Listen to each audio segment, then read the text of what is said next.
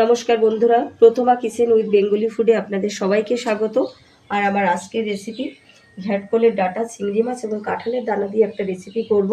যদিও এখানে পাতা সমেত ঘ্যাটকলের ডাঁটা রয়েছে, আর এই পাতাটাকে কিন্তু তেল শাক বা বেটেও খাওয়া যায়। তো আজকে আমি শুধুমাত্র এই ডাঁটার রেসিপিই করব।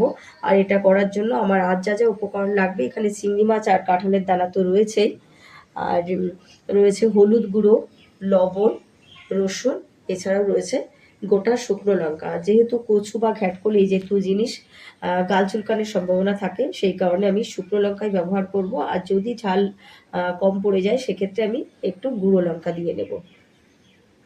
তো এখানে 200 গ্রাম চিংড়ি মাছ রয়েছে। চিংড়ি মাছগুলোকে আমি সুর দ্বারা ভালো করে ছাড়িয়ে পরিষ্কার করে নিয়েছি। তো প্রথমে আমি এইভাবে কেটে নেব, অর্থাৎ ডাঁটা থেকে পাতাগুলোকে আলাদা করে নেব। তো প্রত্যেকটা ডাঁটায় এইভাবে আঁশ ছাড়িয়ে নিয়ে আমি ছোট ছোট পিস আকারে কেটে নেব। এরকমভাবে ছোট ছোট করে কেটে নেব।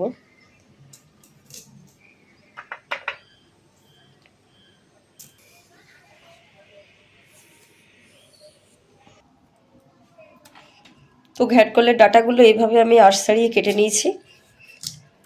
আর কাঁঠালের দানাগুলো এইভাবে আমি 4 ফালি করে কেটে নেব। যেহেতু একটু বড় সাইজের কাঁঠালের দানা, তাই আমি 4 ফালি করে কেটে নেব।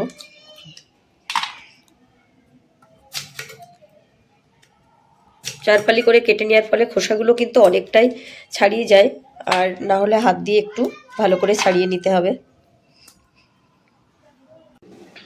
তো আমি ঘ্যাটকলের ডাঁটা আর কাঁঠালের দানাগুলোকে কেটে নিয়েছি, আর এখানে চিংড়ি মাছগুলোকে একটু লবণ হলুদ মাখিয়ে নেব।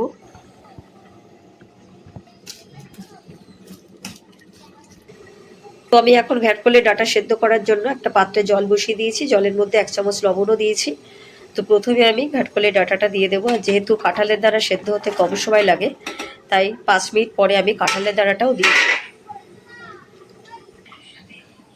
তো 5 মিনিট হয়ে গেছে, আমি এখন দিয়ে দেবো কাঁঠালের দানাগুলো।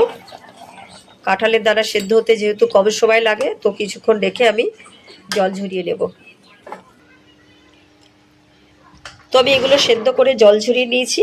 কড়াইতে তেল দিয়ে দিয়েছি। এখন চিংড়ি মাছগুলো হালকা করে ফ্রাই করে নেব। চিংড়ি মাছ যেহেতু বেশি ভাজা করলে রাবারের মতো শক্ত হয়ে যায়, তাই উল্টে পাল্টে হালকা করে ফ্রাই করে তুলে নেব। তো চিংড়ি মাছগুলো উল্টে পাল্টে হালকা করে ফ্রাই করে তুলে নিয়েছি। আর ওই তেলের ভিতর আরও কিছুটা তেল দিয়েছি। এখন দিয়ে দেবো গোটা শুকনো লঙ্কা ফোড়ন। তো গোটা শুকনো লঙ্কা দিয়েছি, আর দিয়ে দেবো রসুন। রসুনের কোয়াগুলোকেও দিয়ে দেবো। একটু নেড়ে ছেড়ে নিয়েই কাঁঠালের দানা আর ঘ্যাটকলের ডাঁটাগুলো ভেজে নেব।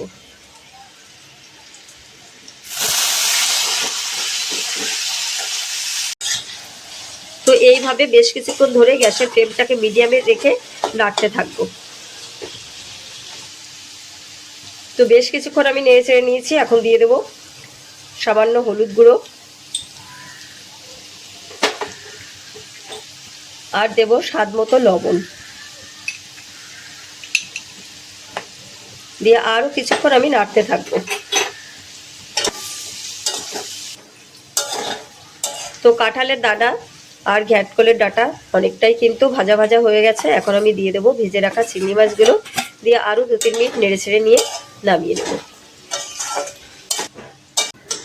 তো চিংড়ি মাছ দিয়ে আমি আরও 2-3 মিনিট নেড়ে ছেড়ে নিয়েছি। আমার রান্না পুরোপুরি কমপ্লিট। এখন আমি নামিয়ে নেব।